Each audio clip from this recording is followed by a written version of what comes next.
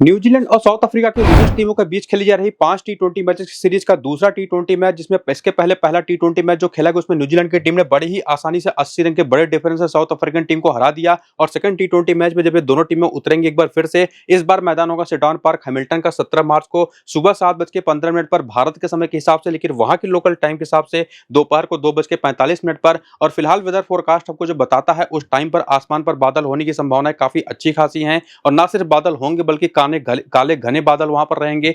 बारिश की तो कोई खास संभावना जताई नहीं गई है, लेकिन वो जो बादल होंगे वो निश्चित तौर पर किसी भी टीम को इन्फ्लुएंस कर ही देंगे कि टॉस जीत करके वो पहले फील्डिंग करने जाएं। और वैसे भी फ्रेश पिच यहां पर होगी तो काफी हद तक कोई भी टीम यहां पर टॉस जीतेगी ऐसी कंडीशन में तो पहले फील्डिंग ही करना प्रेफर करेगी। वो तो वेदर के बेसिस पर हमने यहां पर समझ लिया, लेकिन यहां पर अगर हम बात करें पिचेस की, तो जो पिछले 4 मुकाबले खेले गए हैं उसमें जो हमने पिचेस देखी या उस पर जो स्कोरिंग पैटर्न हमने देखा, उसमें निश्चित तौर पर 3 मुकाबले तो जिम्बाब्वे के खिलाफ खेली न्यूजीलैंड की टीम। और जिम्बाब्वे की जो विमेंस टीम है वो काफी कमजोर है। बेसिकली अगर आप देखें, न्यूजीलैंड की टीम ने जब जिम्बाब्वे ने पहले बैटिंग करी तो उसको केवल 64 रन बनाने दिए 9 विकेट के नुकसान पर। और यहां पर जब न्यूजीलैंड की टीम ने पहले बैटिंग करी जिम्बाब्वे के खिलाफ तो 196 रन बनाए केवल 1 विकेट के नुकसान पर। और यहां पर देखेंगे तो जब न्यूजीलैंड ने पहले बैटिंग करी एक बार फिर से जिम्बाब्वे के ही खिलाफ तो 202 रन बना दिए 1 विकेट के नुकसान पर। और उस तीनों ही मैचेस में अगर आप देखें तो जिम्बाब्वे की टीम वन साइडेड हारी। लेकिन एक यहां पर जो सुपर स्मैश विमेंस का मैच हुआ था उसमें अगर आप देखें तो पहली इनिंग में नॉर्दर्न डिस्ट्रिक्ट की टीम ने 171 रन बनाए जो 7 विकेट के नुकसान पर। और उसके जवाब में सेकंड इनिंग में जो कैंटरबरी की टीम 66 के स्कोर पर ऑल आउट हो गई, उससे काफी हद तक इंडिकेशन हमको यहां पर मिलता है। या मैं आपको बता सकता हूं कि निश्चित तौर पर पिच तो बैटिंग करने के लिए काफी अच्छी होती है। और विमेंस क्रिकेट में जनरली देखने को मिलता है कि जैसे जैसे मैच आगे बढ़ेगा गेंद थोड़ी सी सॉफ्ट होगी, पिच भी थोड़ी सी यूज्ड टू होती चली जाती है। तो चाहे कंडीशन कैसी भी हो, वेदर चाहे जैसा हो, कोई भी टीम यहां पर निश्चित तौर पर सेकंड जो बैटिंग करती है उसके लिए स्कोर को चेज करना आसान होता नहीं। लेकिन जैसा मैंने आपको बताया पहले ही कि वेदर जो बताता है फोरकास्ट की क्लाउडी कंडीशन होगी और फ्रेश पिच है तो निश्चित तौर पर शुरुआत में तेज गेंदबाजों को संभावना जो रहेगी मदद मिलने की। और ऑलरेडी अगर आप यहां पर देखें तो पेसर्स का ही डोमिनेंस होता है। और विमेंस क्रिकेट में ऐसा कम ही देखने को मिलता है कि जो पिछले 4 मुकाबले खेले गए तेज गेंदबाजों को 22 विकेट और स्पिन गेंदबाजों को केवल यहां पर मिली है 15 विकेटें, जिसको इनिंग के हिसाब से भी यहां पर आप देख सकते हैं। तो निश्चित तौर पर जो तेज गेंदबाज है वो काफी इंपॉर्टेंट यहां पर होने वाले हैं आज के इस मैच में, खास करके जो पावर प्ले की बॉलिंग करती हैं और साथ ही साथ जो डेथ ओवर की भी बॉलिंग करते हैं कंबाइंड, उनके बारे में भी आगे हम जानेंगे। लेकिन ओवरऑल इस पिच रिपोर्ट को देखने के बाद जहां पर पिछले 10 मुकाबलों का रिजल्ट भी अगर आप देखें तो 7 बार पहले बैटिंग करने वाली टीम जीती है। तो एक वेदर ही वो फैक्टर है जो कि किसी भी टीम को पहले बैटिंग करने की जगह पर पहले फील्डिंग करा सकता है। वरना निश्चित तौर पर टॉस के बाद जैसी भी कंडीशन होगी, पिच को देखने के बाद जो भी इवैल्यूएशन मेरा पिच को लेकर के होगा और उसके बेसिस पर मेरी अपनी जो फाइनल टीम बनेगी वो सब कुछ तो आपको मैं टेलीग्राम और व्हाट्सएप चैनल पर बता ही दूंगा टॉस के बाद। तो जाकर के उसको ज्वाइन कर लीजिए, नीचे इसी वीडियो के डिस्क्रिप्शन में भी और कमेंट बॉक्स में जो पिन किया हुआ कमेंट है वहां पर भी आपको लिंक देखने को मिल जाएगा टेलीग्राम और व्हाट्सएप दोनों का। क्लिक करके ज्वाइन हो जाइएगा जहां पर आपको फाइनल टीम और बाकी सारे अपडेट्स मिल ही जाएंगे। फिलहाल यहां पर आप प्लेइंग 11 और बैटिंग ऑर्डर देख पा रहे होंगे न्यूजीलैंड की टीम का। और बड़ा ही इंटरेस्टिंग चीज हुआ पिछले वाले मैच पे कि सूजी बेट्स जो करीब करीब 10 महीने के बाद वापसी कर रहे हैं इंटरनेशनल क्रिकेट में, इनको लेकर के अब लगभग कंफर्म हो चुका है कि एक बैटिंग ऑलराउंडर के तौर पर अब अपनी टीम में खेलेंगी, ओपन नहीं करेंगी। ओपनर के तौर पर जॉर्जिया प्लिमर और इजी गेज पिछले वाले मैच में उतरते दिखाई पड़े थे, उसमें इजी गेज ने विकेट कीपिंग भी करी थी। बाकी अमेलिया केयर, सोफी डिवाइन जैसे 2 ऑलराउंडर्स उसके बाद फॉलो अप करेंगे। उसके बाद ब्रूक हैलिडे है, मैडी ग्रीन है, मैडी ग्रीन ने भी पिछले मैच में बॉलिंग करी थी। उसके बाद इजी शार्प हैं, जेस केयर है। और जैसे मैंने आपको बताया कि सूजी बेट्स एक बॉलिंग ऑलराउंडर के तौर पर अब खेल रही हैं। बैटिंग तो पिछले मैच में करने आई ही नहीं, लेकिन बॉलिंग 2 ओवर की इन्होंने अपनी राइट हैंड मीडियम पेस करी। बाकी रोजमेरी मायर और ब्री एलिंग भी आपको खेलती हुई दिखाई पड़ी। तो इस पूरी की पूरी लाइनअप के अंदर जो बॉलिंग पिछले मैच में हुई उसके पहले तो 2 और जो बेंच की प्लेयर्स हैं उनके भी नाम आप यहां पर देख लीजिए। लेकिन जो बॉलिंग पिछले मैच में उसमें जेस केयर ने शुरुआत किया, पहला, चौथा, छठा और 16वां ओवर इन्होंने किया, यानी कि पावर प्ले और डेथ ओवर की कॉम्बिनेशन वाली बॉलिंग आपको करते दिखाई पड़ेंगे। जबकि सूजी बेट्स ने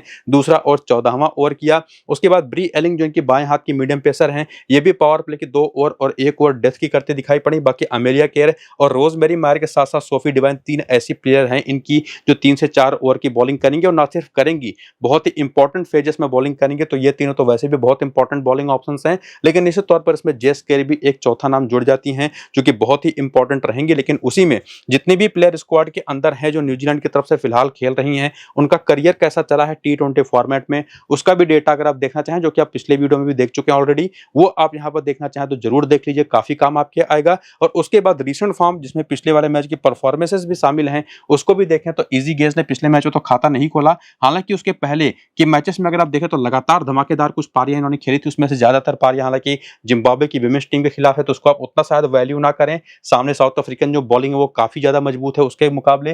तो निश्चित तौर पर इजी गेज उसी को देखते हुए पिछले मैच खाता भी नहीं खोल पाई। लेकिन जॉर्जिया प्लीमर ने ना, जो उसके पहले भी अच्छे फॉर्म में थी, पिछले मैच में भी अपने फॉर्म को काफी बढ़िया तरीके से कैरी किया और 63 रन के शानदार पारी खेल गई। और उसके अलावा एमेलिया केयर, जो उसके पहले भी बहुत ही कमाल के धमाकेदार फॉर्म में थी, इवन पिछले मैच में भी 78 रन की काफी ताबड़तोड़ पारी खेली। हालांकि बॉलिंग करते हुए विकेट नहीं लेकर के गई। हालांकि नंबर इनके चाहे जैसे होते, खराब भी होते ना, तो भी एक ऐसी प्लेयर है कि जो कि सीधे आपकी कप्तान है, वो कप्तान बनती हैं। और उसी तरीके की प्लेयर यहाँ पर सोफी डिवाइन भी है, जो कि बल्ले से तो नहीं चली लेकिन बॉलिंग करते हुए 4 विकेट लेकर गई। उसके बाद आती हैं Brooke Halliday, Maddy Green, Izzy Sharp, Jess Kerr, Suzie Bates, Rosemary Mair. और जैसा आपको मैंने पीछे प्लेइंग 11 और बैटिंग ऑर्डर के टाइम पर बताया था और पिच रिपोर्ट में भी काफी हद तक एक बड़ी इंपॉर्टेंट बात मेंशन करी थी कि पावर प्ले और डेथ ओवर की जो बॉलिंग करती हैं बॉलर्स मेजॉरिटी, उसमें निश्चित तौर पर जो बॉलर आपको दिखाई पड़ी, अभी पीछे ही आपको मैंने बताया जेस केयर शामिल होती हैं, उसी में रोजमेरी मायर भी आती हैं। ये दोनों भी 100% एक ऐसी चॉइस बन जाती हैं उसी की वजह से। एक तो कंडीशन भी ऐसी है और साथ ही साथ डेथ ओवर पावर प्ले के पूरे 4 ओवर की बॉलिंग जो है दोनों करेंगी, उसकी बेसिस पर भी सीधे हमारी टीम में दोनों प्लेयर आती हैं। तो ये तो 5 पक्के तौर पर, और बाकी इन दोनों की परफॉर्मेंस भी आप पिछले मैच की बॉलिंग की देख सकते हैं। लेकिन एक बात आप तय कर सकते हैं कि यहाँ पर या तो इजी गेज और या तो मैडी ग्रीन में से भी किसी एक को अपनी टीम में अगर आप छठे प्लेयर के तौर पर चाहें तो ट्राई कर सकते हैं, जो कि उसमें मैडी ग्रीन कभी कभार आपको बॉलिंग भी करते दिखाई पड़ जाएंगी। इजी गेज निश्चित तौर पर पिछले मैच पर नहीं चले लेकिन उसके पहले काफी बेहतर फॉर्म में रही थी, तो सेकंड इनिंग की बैटिंग के लिए मेरे हिसाब से काफी एक अच्छी चॉइस हो सकती है। वरना आप इन दोनों को नहीं ट्राई करना चाहते, जो कि निश्चित तौर पर अगर लेके जाएंगे भी तो काफी रिस्की फैक्टर उसमें इन्वॉल्व तो रहेगा। तो निश्चित तौर पर आपके पास एक और ज्यादा सेफ ऑप्शन ब्री एलिंग का भी मौजूद है, जो कि left arm medium pace bowler हैं। पहली इनिंग की बॉलिंग अगर है तो आप इनको जरूर ट्राई कर सकते हैं छठे प्लेयर के तौर पर। तो यही मोर देन इनफ ऑप्शंस मौजूद है यहाँ पर न्यूजीलैंड की तरफ से, जो कि आपकी टीम में आएंगी ज्यादा से ज्यादा 6 प्लेयर, वरना 5 प्लेयर तो आपके पास अवेलेबल हैं न्यूजीलैंड की इस टीम की तरफ से, जो कि आपको न सिर्फ जिताएंगी बल्कि शानदार परफॉर्मेंसेस भी करके देंगे। और उसमें अगर साउथ अफ्रीका के खिलाफ आंकड़े भी इन सभी प्लेयर्स के देख लें तो दोनों ओपनर्स में से केवल जॉर्जिया प्लीमर के अब 4 मैच चुके 84 रन, पिछले मैच में ही 64 रन बना दिए थे, तो उसकी वजह से नंबर्स थोड़े से सुधर गए हैं। वरना अमेलिया केयर और सोफी डिवाइन के ही नंबर्स आपको बेहतर दिखाई पड़ेंगे और बॉलिंग में जेस केयर के नंबर आपको थोड़े बेहतर दिखाई पड़ेंगे, रोजमेरी मायर के नंबर्स आपको बेहतर दिखाई पड़ेंगे, वरना कुछ खास नंबर आपको देखने को नहीं मिलेंगे। इवन ब्री एलिंग के भी एक मैच में कोई विकेट नहीं है। अब यहाँ पर मैं सूजी बेट्स की बात करता, जिनके नंबर्स तो एज अ बैटर बहुत ही कमाल के हैं, लेकिन अगर ये ओपन करती तभी, जो कि फिलहाल अभी संभावना नहीं दिखाई पड़ रही। पिछले मैच में मैंने यही देखा कि इन्होंने इंटरव्यू के दौरान भी बोला था कि अब ये लोअर ऑर्डर में ही बैटिंग करेंगी और इन्हीं दोनों ओपनर्स को मौका मिलेगा अब। लेकिन निश्चित तौर पर अगर बाई चांस कोई संभावना बनती है इनके ऊपर आने की तो निश्चित तौर पर उसके बेसिस पर तब ये बेस्ट ऑप्शन बन जाएंगी। बाकी इस मैदान पर सेडॉन पार्क हैमिल्टन पर जो परफॉर्मेंसेज रही हैं, जहां पर प्लीमर ने एक मैच में बनाए हैं 32 रन, लेकिन इजी गेज यहां पर नहीं चली है। बाकी ये दोनों ऑलराउंडर अमेलिया केयर और सोफी डिवाइन को लेकर के कोई क्वेश्चन होता भी नहीं। लेकिन उसमें अगर आप आगे बढ़ें तो जेस केयर के 4 मैच में 7 विकेट हैं, 6 मैच में 3 विकेट यहाँ पर रोजमेरी मायर के हैं। यहीं पर ब्री एलिंग के भी 2 मैच में 2 विकेट है, लेकिन यहीं पर नैन्सी पटेल ने 3 मैच में 5 विकेट चटकाई हैं। तो एक ऑफ स्पिनर के तौर पर अगर इनको प्लेइंग में मौका मिलता है तो नैन्सी पटेल एक फॉर श्योर छठा बेस्ट ऑप्शन आपके लिए बन जाएंगी। तो वो हमको देख करके रखना है, ताकि जब प्लेइंग 11 अनाउंस हो और नैन्सी पटेल खेलते दिखाई पड़ जाए तो पीछे आपको मैंने जो 5 बेस्ट ऑप्शन बताए थे उनके अलावा ये छठी बेस्ट ऑप्शन हो जाएंगी। वरना आपके पास ब्री एलिंग और इवन इजी गेस का भी ऑप्शन मौजूद था, मैडी ग्रीन का भी ऑप्शन मौजूद था। बाकी वीकनेसेस देखने आए प्लेयर बैटल में इन न्यूजीलैंडर्स की, तो सूजी बेट्स जो है वो नडाइन डी कलर की 23 गेंद पर 28 रन बना करके एक बार आउट हुई है। बाकी मसाबाता क्लास की 27 गेंद पर 37 रन बना करके एक बार आउट हुई है। लेग स्पिनिंग की कमजोरी रही है, वैसे भी बैटिंग बहुत नीचे कर रही है तो कुछ खास इसका मतलब बनेगा नहीं। बाकी इजी गेज जो क्लोई ट्रेवन के पहले ही गेंद पर आउट हो चुके हैं ऑलरेडी, वो एक लेफ्ट आर्म ऑर्थोडॉक्स बॉलर ही हैं और ओवरऑल इनकी कमजोरी भी लेफ्ट आर्म ऑर्थोडॉक्स बॉलिंग रही है, जिस पर ये 5 बार आउट हो चुके हैं 54 रन बना करके। और वही सिमिलर चीज आपको अमेलिया केयर के साथ दिखाई पड़ेगी, जो कि लेफ्ट आर्म ऑर्थोडॉक्स पर तो बहुत ही कमजोर है। बाकी नडाइन डी कलर को मसाबाता क्लास पर भी आउट होती रही है, खास करके क्लास की गेंदों पर तो 2 बार सस्ते में आउट हुई है। बाकी सोफी डिवाइन, ब्रूक हॉलिडे और मैडी ग्रीन के भी नंबर्स अगर आप देखने जाएंगे तो लेफ्ट आर्म ऑर्थोडॉक्स बॉलिंग वो हैवी तरीके से इनके खिलाफ एक अपनी नंबर्स दिखाती है कि इनके खिलाफ ये कमजोर साबित होती है। बाकी ओवरऑल लेग स्पिन पर भी ये लोग फंसती हैं और बॉलिंग में मसाबाता क्लास आपको एक कॉमन नाम दिखाई पड़ेंगी, कहीं कहीं पर अयाबोंगा खाका भी दिखाई पड़ेंगी। और नडाइन डी क्लर्क तो निश्चित तौर पर एक डेथ ओवर स्पेशलिस्ट है साउथ अफ्रीकन टीम में, तो वो तो आपको दिखाई पड़ेंगी ही। तो इस पूरी की पूरी न्यूजीलैंड की टीम को अच्छी तरह से समझ लेने के बाद कि प्लेइंग 11 अगर सेम खेलती है तो कितने ऑप्शंस हैं, नैन्सी पटेल अगर आ जाती है प्लेइंग 11 के अंदर तो क्या उनको आप लेके जा सकते हैं या नहीं, और वीकनेसेस क्या है इनकी बैटर्स और बॉलर्स की, उसके बाद हम आएंगे यहाँ पर साउथ अफ्रीकन टीम की तरफ, जो पिछला मैच वन साइडेड हारी है।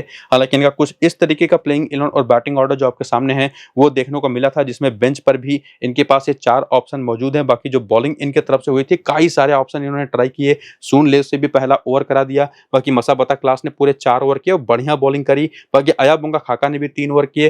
कायला रेनिक इनके जो एक ऑलराउंडर हैं उन्होंने केवल 1 ओवर किया। बाकी नानकुलेको मलावा जो लेफ्ट आर्म ऑर्थोडॉक्स बॉलर हैं, इन्होंने 3 ओवर किए। नडाइन डी क्लर्क ने 4 ओवर किए। एंड्रिक डक्सन ने 2 ओवर किए, 2 ओवर क्लोई ट्रेवन ने किया। तो इनके ऑलराउंडर्स तो निश्चित तौर पर भर भर के हैं। बाकी इनके हर एक प्लेयर का करियर स्टैट देखना चाहें तो वो भी देख सकते हैं। और रिसेंट फॉर्म जिसमें पिछले मैच की भी परफॉर्मेंस इंक्लूडेड है वो भी आपके सामने, जहां पर आपको पता चलेगा कि तजबीन ब्रिट्स पिछले मैच में 29 तो बनाए इन्होंने।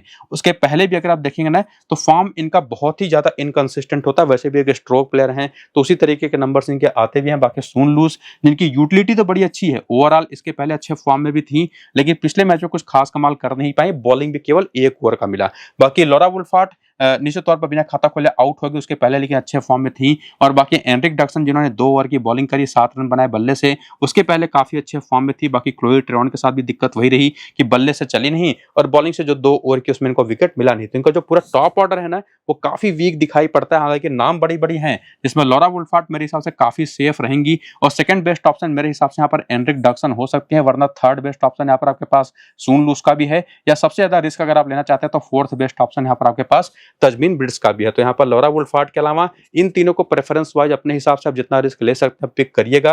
बाकी क्लोई ट्रेवन भी एक अच्छी ऑप्शन होंगी, लेकिन नडाइन डी क्लर्क इनसे बेहतर ऑप्शन है, जिन्होंने पिछले मैच 19 रन बनाए, 2 विकेटें भी चटकाई। सिनालो जाफ्ता और कायला रेनिक, जो कि इनका रोल उतना डिफाइंड होता नहीं कि रेनिक बॉलिंग करेंगी या नहीं करेंगी। बाकी सिनालो जाफ्ता तो विकेट कीपिंग बैटर हैं, बहुत नीचे बैटिंग करते हैं, इनको लेकर के फॉर श्योर हूं कि इनको लेकर के जाना नहीं। बाकी क्लास ने जिस तरह से पिछले वाले मैच में बॉलिंग करी है और ओवरऑल न्यूजीलैंड के खिलाफ हमेशा बेहतर खेलते, तो ये भी काफी अच्छा चॉइस बन जाती है। और मलाबा जो कि लेफ्ट आर्म ऑर्थोडॉक्स बॉलर हैं, ये एक सेफेस्ट ऑप्शन होंगे, लेकिन उसी में अगर पहले ही इनिंग की बॉलिंग है तो अयाबुंगा खाका को भी आप ट्राई कर सकते हैं। तो इस टीम की तरफ से 4 बेस्ट ऑप्शंस हैं जो कि सीधे टीम में आपकी आएंगी। और बाकी तीनों में से किसी एक बैटर और आप इंक्लूड कर सकते हैं, तो 5 प्लेयर तो आपके पक्के तौर पर हो गई। लेकिन पहली इनिंग की बॉलिंग है तो अयाबुंगा खाका को साउथ अफ्रीका की तरफ से, वरना ब्री एलिंग को न्यूजीलैंड की तरफ से आप छठे प्लेयर के तौर पर पिक करेंगे। ये बात काफी हद तक आपको मैंने क्लियर कर दी है कि कौन कौन से प्लेयर आपकी टीम में आएंगी। और कंडीशनली कि पहली इनिंग की बॉलिंग है, सेकंड इनिंग की बॉलिंग है, तो निश्चित तौर पर उस हिसाब से कौन आपकी टीम में आएगा, तो इस बात को ध्यान जरूर रखिएगा। बाकी हेड टू हेड के आंकड़े भी आपके सामने हैं और टॉप ऑर्डर की जो पूरी की पूरी बैटिंग लाइनअप है ना, या इवन पूरी की पूरी जो बैटिंग लाइनअप है उन सभी के आंकड़े अगर आप देखें तो न्यूजीलैंड के खिलाफ किसी के भी आंकड़े अच्छे नहीं है। सबसे बेहतर आंकड़ा को दिखाई पड़ेंगे थोड़े बहुत अगर कहें तो, चूंकि अनुभव भी है, 12 मैच खेलेगा तो लॉरा वुल्फार्ट का 22 का बैटिंग एवरेज है और उसके अलावा क्लोई ट्रेवन का 24 का बैटिंग एवरेज है, 2 ओवर की बॉलिंग भी करती हैं। वरना बैटर्स के हालात तो बड़े खराब हैं। बाकी बॉलिंग में भी देखें तो मसाबता क्लास के 8 मैच में 7 विकेटें हैं, 10 मैच में 8 विकेटें अयाबुंगा खाका के हैं। नानकुलेको मलावा जिनके नंबर्स ओवरऑल बहुत अच्छे होते हैं हर टीमों के खिलाफ, लेकिन इसके खिलाफ 9 मैच में केवल 8 विकेट है। नंबर्स डैनमार्क निकार के बहुत अच्छे हैं, लेकिन मुझे लगता नहीं कि आज ये खेलेंगी। लेकिन ओवरऑल आंकड़ों के बेसिस पर ही आप समझ सकते हैं कि हमेशा से इन दोनों टीमों के बीच में जब मैचेस होते हैं तो न्यूजीलैंड का ही पलड़ा भारी होता है। बाकी इस मैदान पर एक मैचेस कुछ प्लेयर्स खेले हैं, जिसमें सून लूज के 2 रन है, 1 विकेट है, लॉरा वुल्फार्ट के 22 रन है, क्लोई ट्रेवन और नडाइन डी क्लर्क यहाँ पर खेले गए मैचेस में बिल्कुल नहीं चली हैं। बाकी मसाबता क्लास को भी एक मैच में कोई विकेट नहीं मिला, लेकिन अयाबुंगा खाका को 2 विकेट मिला है और 25 रन डैनमार्क निकक ने इसी मैदान पर बना रखे हैं। तो ओवरऑल कंक्लूजन अगर मैं दूं तो लॉरा वुल्फार्ट के अलावा फिलहाल तो आंकड़े सजेस्ट करने का आप सून लूज को ट्राई कर दीजिए। मेरे हिसाब से ज्यादा सेफ या तो क्लोई ट्रेवन के जाइए साथ, या तो एंड्रिक डक्सन के साथ। बॉलिंग किस इनिंग की है उसके हिसाब से आप तय कर सकते हैं। बाकी नडाइन डी क्लर्क और साथ ही साथ यहाँ पर क्लास या खाका में से कोई एक और मलाबा, ये तो बेस्ट ऑप्शन आपके लिए रहेंगी ही। और बाकी साउथ अफ्रीकन बैटर्स की भी वीकनेसेस अगर आप देखने जाएं प्लेयर बैटल में, तो सोफी डिवाइन, जेस केयर, अमेलिया केयर का नाम तो आपको बार बार दिखाई पड़ेगा ही हर एक बैटिंग ऑप्शन के सामने। बाकी ऑफ स्पिन बॉलिंग और लेफ्ट आर्म ऑर्थोडॉक्स बॉलिंग वो इस पूरी की पूरी टीम की कमजोरी रही है, जो कि सामने की टीम में ऑप्शन है। तो नैन्सी पटेल अगर खेलेंगे तो वो भी बहुत इंपॉर्टेंट होंगी। और जो आपको मैंने बताया एक कंक्लूजन ना कि अमेलिया केयर, जेस केयर, सोफी डिवाइन, ये 3 डोमिनेट करती है इस पूरी की पूरी टीम को, जिसमें लेफ्ट आर्म ऑर्थोडॉक्स बॉलिंग पे और ऑफ स्पिन बॉलिंग भी गेम आएगा, कहीं कहीं पर लेग स्पिन भी, और वैसे भी अमेलिया केयर कवर कर देंगे लेग स्पिन को। तो वही कुछ इनकी कमजोरियां रही हैं। और एक और बात यहां पर जो क्लियर होती है वो यही कि न्यूजीलैंड की ही टीम काफी हद तक फेवरेट है आज के इस मैच में भी, लेकिन जैसा वेदर है उसमें पिच का भी रोल तो इंपॉर्टेंट रहेगा। निश्चित तौर पर टॉस का रोल भी काफी बड़ा होने वाला है। तो टॉस की बेसिस पर ही हमारी टीम आज के इस मैच की बनने वाली है। तो टॉस के बाद की क्या अपडेट्स हैं पिच को लेकर के, वेदर को लेकर के, वो आपको मैं टेलीग्राम और व्हाट्सएप पर बता दूंगा। और उसकी बेसिस पर मेरी अपनी जो फाइनल टीम बनेगी वो भी टेलीग्राम और व्हाट्सएप पर ही मिलेगी। तो नीचे डिस्क्रिप्शन और पिन कमेंट पर लिंक है टेलीग्राम का भी और व्हाट्सएप का भी, क्लिक करके ज्वाइन हो जाइए। वीडियो शुरू से अंत तक पूरा जरूर देखिएगा, वो सबसे इंपॉर्टेंट है, वो आपको काफी हद तक क्लैरिटी दे ही देगा। फिलहाल ये वीडियो यहाँ पर होता है खत्म, चलते हैं, नमस्कार।